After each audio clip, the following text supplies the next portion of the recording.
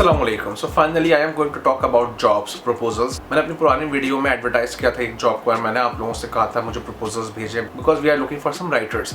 हमें 700 plus proposals आए थे, तकरीबन सबको मैंने रिव्यू किया है, कुछ को रिप्लाई किया है, कुछ को रिप्लाई करना बाकी है। अगर आपको अब तक रिस्पॉन्स नहीं आया है प्लीज़ होल्ड ऑन, शायद थोड़ा टाइम लगे because my manager is doing those things for me and he can be little slow eight times. 700 proposals को चेक करना आसान नहीं था बिकॉज सब इंडिविजुअल प्रपोजल्स थे, सबका स्टाइल अलग था, सबकी प्रेजेंटेशन अलग थी, सबकी रिक्वायरमेंट्स अलग थी, सब ने अलग सैम्पल्स दिए थे। It takes a lot of time कि मैं सारे प्रपोजल पढ़ूँ, उसको फीडबैक भी दूँ, फिर अपने नोट्स भी बनाऊँ, उसके बाद सारा सैम्पल्स भी चेक करो। Anyhow but I realise कि ये जो भी छोटा सा टेस्ट था या एक्सपेरिमेंट था, ये करने का बहुत फ़ायदा हुआ है because I saw some mistakes जो कि मैंने सोची भी नहीं थी लोग कर सकते हैं प्रपोजल लिखते हुए। इतनी सिली मिस्टेक्स थी, इतनी कॉमन मिस्टेक थी कि अगर आप वो करते हैं आपको जॉब नहीं मिलने वाली है।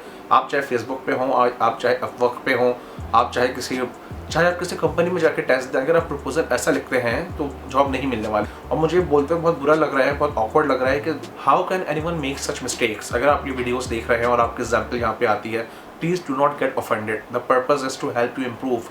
मैं चाहता हूँ कि आप अच्छे हों, उससे आपका भी फ़ायदा है, हमारा भी फ़ायदा है, जो कंपनीज आपको हायर कर रही हैं उनका भी फ़ायदा है। अगर आपका प्रपोजल बहुत गंदा है then nobody is going to read your sample, they just will give up on you. So which is why proposal is very important. मैंने सारे प्रपोजल्स पढ़ने के बाद 25 मिस्टेक्स ढूंढी हैं उसमें, which I am going to explain in this video. अगर आप ये वीडियो पूरी देखते हैं, इसमें जो टिप्स है वो सारी फॉलो करते हैं, I can assure you that you will be able to write amazing proposals, जिससे आपको जॉब भी मिलेगी, आपके चांसेस भी ज़्यादा सक्सेस के हाई होंगे। So without any ado let's start. Mistake number 1, just CV, no cover letters, no sample. बहुत सारे प्रपोजल्स ऐसे आए थे जिसमें सीवी थी, कहीं कहीं वो सीवी बहुत अच्छी थी। मैंने 100 दोस्त रिज्यूमेज, मुझे रियलाइज हुआ कि इंसान बहुत एक्सपीरियंस है, बहुत पढ़ा लिखा है, शायद बहुत अच्छा लिखता भी हो। ना उसने कोई सैम्पल भेजा था, ना उसने कोई लेटर लिखा था, just the CV for me to go through. अगर आप फ्रीलांसर हैं तो आपकी सीवी इतनी ज़रूरी नहीं होती है। आप चाहे फेसबुक के थ्रू अप्लाई कर रहे हो, आप चाहे फाइवर के थ्रू अप्लाई कर रहे हो, ज़्यादातर आपके जो एम्प्लॉयर्स हैं वो आपकी सीवी नहीं देखेंगे। They do not give a dam कि आपने किस यूनि से एमबीए किया हुआ है या आप कितने अरसे से लिख रहे हैं। They want a cover letter छोटा सा जिसमें सब कुछ एक्सप्लेन किया हुआ हो। So make sure to not make this mistake. अगर आप एक जगह प्रपोजल भेज रहे हैं तो अपनी सीवी चाहें तो आप ऐड करें, ज़रूरी नहीं है, but there is no harm in adding a CV, but make sure कि उसका नाम प्रॉपर हो। सीवी का नेम कुछ लोगों ने भेजा जो उनके अपने नाम पे था, कुछ लोगों ने भेजा जिसका नाम था 1 2 3, सम अजीब से नेम्स थे। If you are uploading a CV, if you are sending somebody your CV, make sure the name is your name and then resume और CV and then other information. अगर आप राइटर हैं तो राइटर, अगर आप SEO services देते हैं तो SEO। उसकी रीज़न ये है जिन लोगों के पास सीवीज आती हैं वो हमेशा सीवी खोल के सर्च नहीं कर रहे होते, वो सीवी जमा कर लेते हैं फोल्डर में, वो सर्च करते हैं कीवर्ड्स के थ्रू। अगर आप वीडियोस बनाते हैं और आपके सीवी के टाइटल में या सीवी के अंदर वीडियोस का वर्ड है तो वो सर्च करेंगे तो आपका नाम आ जाएगा, then they will open your CV. अगर आपका सीवी के टाइटल में वो नाम ही नहीं है then they will never be able to find your resume. So make sure to do this. Mistake number 2, very awkward subject lines. ज़्यादातर लोग आपका सब्जेक्ट लाइन पढ़ के डिसाइड करते हैं कि उन्हें कोई ईमेल खोलना है या नहीं। कुछ लोगों ने अप्लाई जॉब के लिए किया था लेकिन उनका सब्जेक्ट लाइन पढ़ के आपको अंदाज़ा ही नहीं होना है कि वो अप्लाई किस लिए कर रहे हैं। They were just some very awkward subject lines like hello, hi, my name is blah blah blah. अगर आपने जॉब के लिए अप्लाई किया है तो आपके सब्जेक्ट लाइन में होना चाहिए अप्लाइंग फॉर ABC जॉब या in reference to the job in on Facebook, in reference to the job on blah blah blah. कुछ लोगों की सब्जेक्ट लाइन तो थी ही नहीं, उन्होंने बॉदर भी नहीं किया सब्जेक्ट लाइन को भेजें, उन्होंने एम्प्टी मैसेज भेजा, चाहे सब कुछ अंदर हो पर सब्जेक्ट लाइन थी ही नहीं। तो बहुत चांसेस हैं कि ऐसे ईमेल्स ओपन ही ना हो। Mistake number 3, forwarded messages. जो लोग जॉब्स के लिए अप्लाई कर रहे होते हैं वो अक्सर सेम प्रपोजल या सेम कवर लेटर सबको भेजते हैं। वो पुराने ईमेल में जाते हैं, फॉरवर्ड का बटन दबाते हैं, दे राइट द ईमेल जहाँ पे भेजते हैं वो भेज देते हैं। In some cases I could even see the previous conversation that somebody had with other companies. ऐसे मिस्टेक्स तो होनी ही नहीं चाहिए। अगर आप अपने करियर के मामले में इतना नॉन सीरियस हैं तो कौन से एम्प्लॉयर आपको हायर करना चाहेगा। Number 4, attach proposal. I do not know why anybody would do this, but some people make the mistake of attaching their proposal. Proposal आपकी ईमेल की बॉडी में होना चाहिए, प्रपोजल अटैच करके मत भेजें। अगर आप अपवर्क पे जॉब अप्लाई कर रहे हैं या फ्रीलांसर पे अप्लाई कर रहे हैं तो उनका जो एक बॉक्स होता है आपके लेटर का, वहाँ पे आप प्लीज़ अपना प्रपोजल लिखें, अटैचमेंट्स में ना दें। क्लाइंट्स के पास इतना टाइम नहीं होता है कि वो अटैचमेंट डाउनलोड करें फिर उसको पढ़ें। They are in a hurry, I was in a hurry when I was going through these. I was very surprise कि कोई ऐसी मिस्टेक कैसे कर सकता है। सैंपल अटैच करें ठीक है, सैंपल का लिंक दें ठीक है, पर प्रपोजल तो आपको लिखें। एंड आई वाज सरप्राइज कि some people actually work very hard to make the proposal. कुछ लोगों ने 6 पेजेस का प्रपोजल भेजा हुआ था पूरा टेबल ऑफ कंटेंट्स के साथ, कि इंट्रोडक्शन है पहले, उसके बाद मैंने क्या किया है, मेरी हिस्ट्री है। इस टाइप के प्रपोजल्स होते हैं जब आप एक लॉन्ग टर्म के लिए अप्लाई कर रहे हो, स्पेसिफिक प्रोजेक्ट के लिए।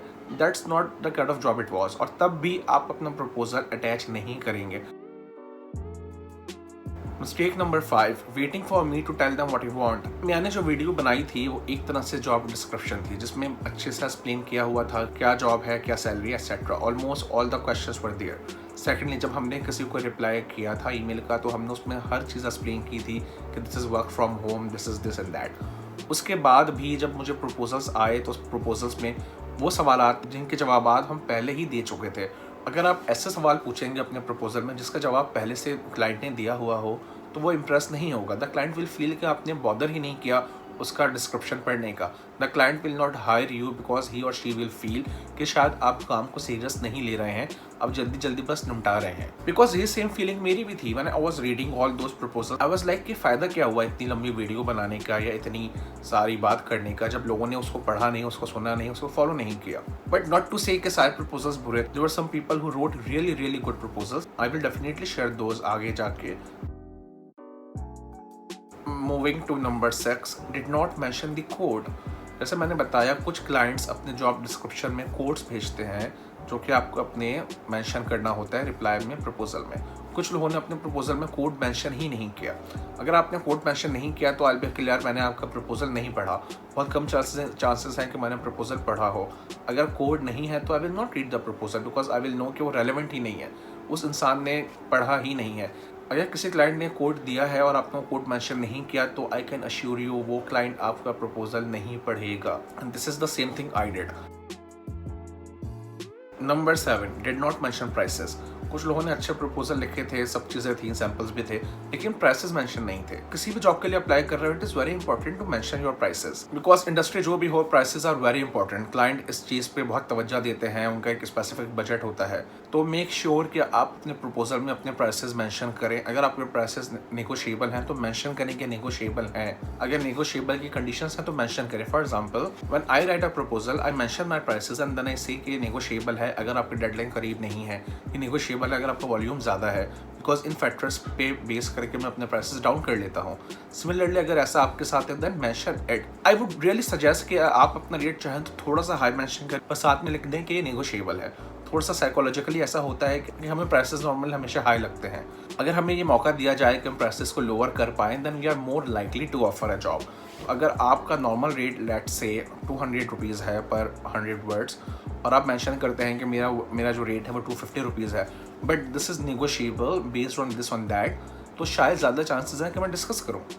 सो try to do that, but do mention your price very very clearly. वो बहुत क्लियर होना चाहिए, वो बहुत वेग ना हो, बहुत लंबी रेंज ना हो। कुछ लोगों ने बहुत लंबी रेंज भी दी हुई थी, आई charge between 1 rupees and 2 rupees. एक बहुत बड़ी रेंज है 1 एंड 2 रुपीज़। कुछ लोगों ने किया था कि उन्होंने 4 से 5 प्राइसेस भेजे थे। फॉर एग्जांपल, उन्होंने बोला कि मैं आर्टिकल्स के 1 रुपी चार्ज करती हूँ, मैं ब्लॉग के 2 रुपीज़ चार्ज करती हूँ, मैं PR के 3 रुपीज़ चार्ज करती हूँ, which is okay. But I was starting out, I had different rates for different things, but for clients this is very confusing. This was very confusing for me as well, because I was thought अगर मैं इस इंसान को hire किया, then I will be doing maths all the day कि आज मैंने ये साइन किया तो ये रेट है, कल ये साइन किया तो ये रेट है। So mention the prices, be a little lenient. अगर आप चाहें तो प्राइसेस आपकी फिक्स हैं तो भी कोई बुरी बात नहीं है, there is no harm in having a fix price, लेकिन अगर आप नेगोशिएट कर सकते हैं तो mention it. Number 8, not patient enough. मैंने जब वीडियो बनाई थी तो आई मेंशन कि मुझे अक्सर बहुत टाइम लगता है इन सारे प्रपोजल्स को देखने में, रिप्लाई करने में, because we receive tens of them. I have received 700 plus और अभी भी प्रपोजल्स आ रहे हैं। Despite this, there were some people who are constantly messaging and emailing कि क्या अपडेट है हमारी जॉब पे, I am cutting the job और नॉट, आपने डिसाइड किया या नहीं, शैल आई वेट, कितना मैं वेट करूँ, ETC। फॉलोअप करना बहुत अच्छी बात है, फॉलोअप करना बहुत ज़रूरी है, पर फॉलोअप करने के एटिकेट्स होते हैं, तरीका होता है। अगर क्लाइंट ने बोला है आपको कि 1 हफ्ता या 10 दिन मुझे लगेंगे सारे प्रपोजल देखने में, तो आप 10 दिन से पहले ना उससे पूछें। वंस 10 डेज पास, उसके बाद भी 2 दिन का वेट करें, देन यू कैन आस्क। मुझे तो 24 आवर्स में मैसेज आना शुरू हो गए थे कि हमारी सीवी आई, हमारी सीवी आपने देखी, हमें बताया, हमें बहुत जल्दी है, ETC। इसका इंप्रेशन अच्छा नहीं पड़ता। I am not against following up, even I do write messages to my clients to follow up के कहाँ है, जॉब आपने दी है, जॉब है या नहीं अभी अवेलेबल है, but you have to follow up in a nice manner. Some people send really awkward messages like in Urdu के सर जॉब दे रहे हैं हमें या नहीं। I mean they really did send some messages, then they were like कि एक हफ्ता हो गया आपका जवाब, उर्दू में एक हफ्ता हो गया आपका जवाब नहीं आया। Then there were messages like कि I have been waiting, this is very important for me, how much longer do I have to wait? This is useless. You're writing to a company, to somebody who hires dozens of people, to somebody who works with dozens of people. The person is not going to entertain such messages.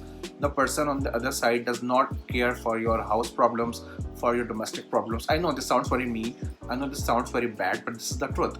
So make sure to wait before you follow up.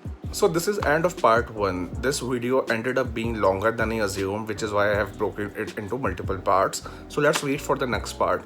I hope it will be as useful as this one. Have a good day. Bye.